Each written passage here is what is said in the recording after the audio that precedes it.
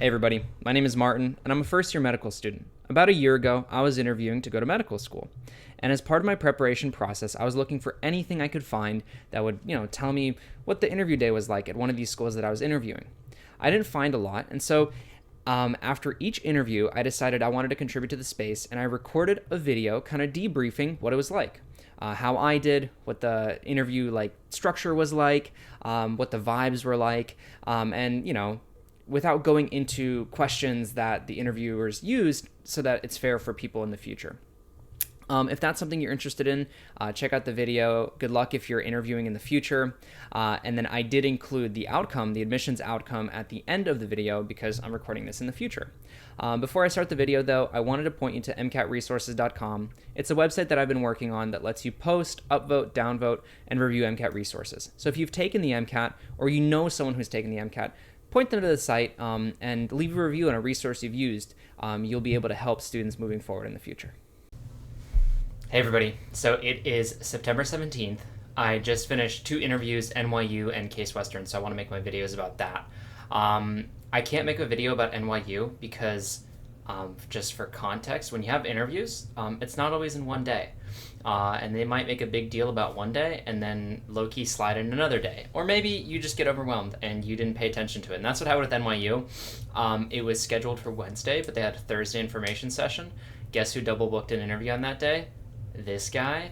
And so I had another interview for Case Western Reserve on that day. And so I got to do the interview and informational session all in one day there. NYU, I still have to make up my informational session next Thursday.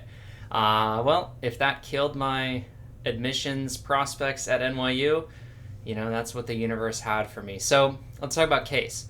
The first thing you'll notice about Case for how they do admissions. So they have what's called the admissions dream team, which already sounds like a little bit gimmicky, right? And you're like, these guys are a little weird. But you'll be surprised if you ever interact with them. They are some of the, awesome people. So far, they are the most friendly, most welcoming, most dynamic, and also just genuine admissions committee that I've met. I've had 4 before this, or 4.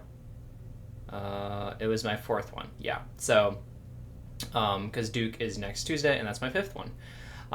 And so they were super genuine. They were super just into their job. You know what I mean? Their job is to essentially be the gatekeeper, but they are good stewards of the gate and the key, and of kind of being that liaison between the medical school and people wanting to get into the medical school. So, even if I don't get into this medical school, they had a lasting impression on me for just, how they interacted with us when they asked us who we are and where we're from. My interviewer was amazing. And so what I'm trying to say is, if more schools could be like that, it would be awesome. And it's not that other schools aren't doing a good job. It's just these guys, man, they had it going on. They were making jokes. They were telling stuff. They were being genuine. You could tell they really put effort into their craft. And as a person who cares about how people do stuff, that's important to me. So shout out to Case, Admissions Dream Team, for doing that. How did my Case experience go? Well, it was a long day. Even though we kind of got... So a lot of the information stuff was asynchronous, which is 100% huge, absolutely. I think that's the smartest thing to do. I've sat in way too many information sessions at this point, which were synchronous, and they could have been a 10-minute YouTube video or a 30-minute YouTube video if you want to be slow about it, and I can watch it on 2x speed. It is what it is. It's going through a PowerPoint that is not that informative at a very slow pace is not the best use of our time. If we're trying to be smart here and optimize time, it is what it is. So Case didn't do that. They just had a bunch of videos posted, which... Admission number 2, I double booked NYU, and then I felt super dumb because I didn't watch any of those videos. Why? Because I got my interview, I scheduled it, and then I never followed up with the pre-interview stuff. So it is what it is. So I kind of, had to wing it a little bit. I knew I was applying to Case. I'd done my research before. So before, I admitted, I submitted. I got a pretty early interview invite, and I just kind of put it on my schedule and moved on with it. And then I realized that, like, the day of the interview, they're like, yeah, so you guys watched all those videos? And I was like, no, I didn't tell them that. So maybe they saw through it. Maybe I don't get accepted, because I won't know hopefully for a month, and then they could just kind of do rolling after that. So, all right, let me just kind of talk a little bit more structured about my experience here, and I'm going to pause it so that I can give you an exact time. All right, I'm unpausing because I'm on cycle track right now. So I submitted my primary on May 31st, secondary received on 7/14, so July 14th, and then I completed my application 2 days later, and then I got an interview a little over a month on August 25th. To do some like preliminary research, I looked into Cleveland, I looked into Case. They have a pretty unique curriculum, and like honestly, that's their gimmick, is that they have a unique curriculum, in terms of they have like HoloLens anatomy, so like three-dimensional stuff. They have essay exams. They have a huge emphasis on problem-based learning. They have I don't know, not they have an emphasis on like, hey, let's sync up preclinical and clinical and make sure that you guys are ready to go in the wards. And so that's all I remember from what I saw, and the research that I did. From there, I just kind of reviewed some just additional like questions. Like I always dress rehearsal the why medicine and tell me about yourself, because I want to be able to explain that, and then also why Case Western, because honestly my package did not really fit. Hey, yeah, this guy's applying to a random school in Cleveland. Even so, Case Western's a good school. It has some brand name recognition. But it's like, for me, I had to make the case that I liked that it was an urban campus. I liked that they were a good, renowned institution. And the example that I used for national impact was that my pathology report from my primary cancer actually got sent to Cleveland Clinic, which is their hospital affiliation. So it's not completely left field. You know what I mean? Like, they did touch my life all the way in Alabama. And to have that impact and that distance really serves to kind of say what this school is all about. And so from there, I kind of just said after that, they look good and they smile good and the people are good and the curriculum's nice. So I kind of made that comment during my interview as well. So it was a long day. We logged on Thursday morning at 8:50 a.m. Central Time.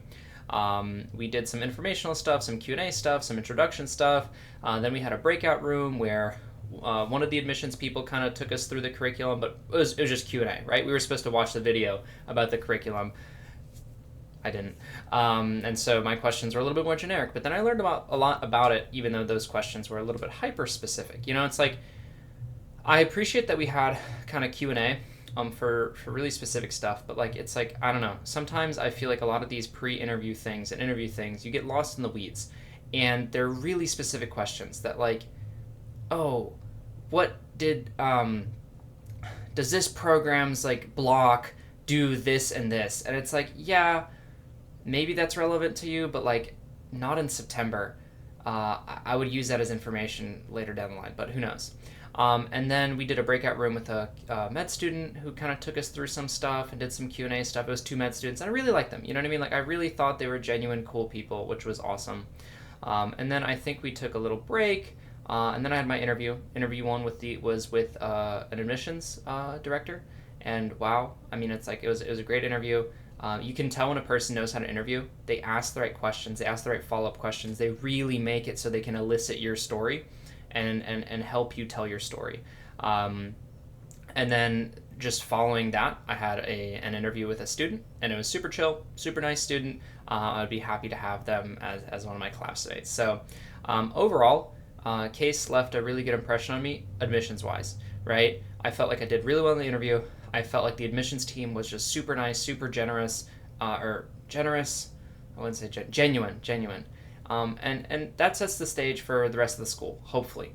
Now, the thing is, they do mandatory in-person, and, one of the comments that I think a student made was that, you don't interact with the admissions team anymore, and then the other people kind of take over. And that's what worries me, is that this school has this, like, very good front-facing facade of really nice people who really care about what they do. And it's almost like too good, and then what's going on behind the curtain? I don't know. I'm hoping that it's just like good followed by good. But that's something that is going to sit on my mind as we move forward through admissions. It definitely moved up on my list for schools just because of those factors, of like being genuine and nice. Like they really killed it. But it's still kind of low on my list, or middle of the list, right? Because it's so cold up there, and it's going to be 6 hours from home, and Cleveland isn't exactly a vacation destination, right? It's like there's still a few things not going for it. So I hope to hear something back in about a month. I'm not posting these videos until the cycle is way done, so nobody can, arrest me or remove my acceptance for something I say or do. And so these are genuine videos, just kind of raw comments. I'll post NYU next week. I got Duke on Tuesday, and then I got like 6 more of these to do. So until next time. Welcome to my first acceptance of the cycle. This was on October 16th. So one of the first days that you could get an acceptance, and they did a little surprise and they sent an acceptance. And this was despite me making a mistake. This was despite me kind of like not being the best, most on top of it applicant. And I want to say that for this school, I definitely got caught up in the cycle. But when I got this acceptance, I was ecstatic, and I really started thinking that I was going to move to Cleveland.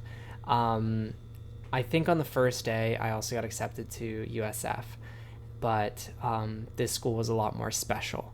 So I started looking at Zillow and apartments in Cleveland, but in the end, other schools came and accepted me with slightly better offers that you can't refuse.